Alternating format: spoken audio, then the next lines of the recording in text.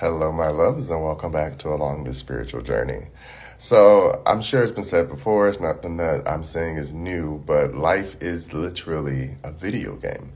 And I don't mean just our avatar bodies and the things that we co create into existence as humans.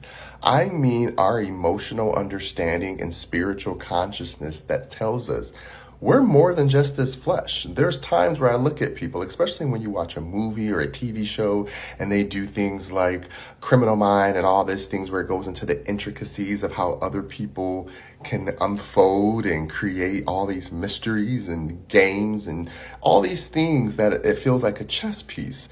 And you're strategizing and trying to figure out, like, what is this all about? This is that soul connection when you start to realize, like, this human life is a momentary existence of a soul's reincarnation back into its last checkpoint of the video game, if that makes sense. So whatever soul tribe you belong to, I always say, it starts up here.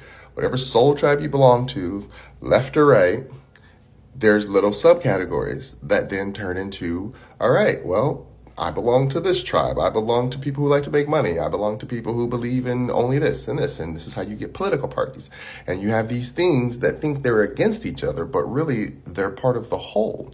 This is why I always say it's important to understand all of the trauma work and all of the shadow work and all of the imprinting from childhood, because when you recognize it, then you can start seeing that you are a chess piece and our ancestors' bigger game that they've been playing for a long time against some source that is unbeknownst to them. And this is where I always say, I talked about it before about tarot and energy reading and other things.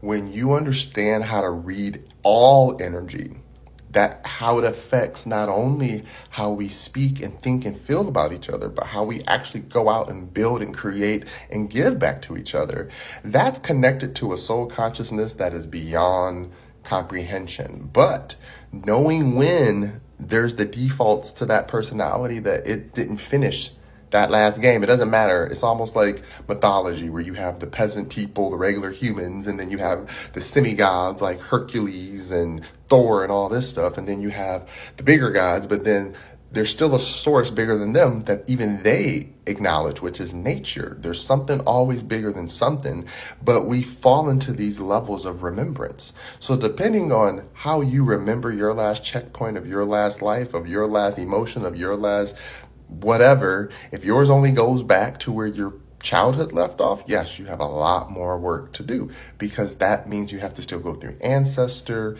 cultural, and everything in between. I hope that makes sense.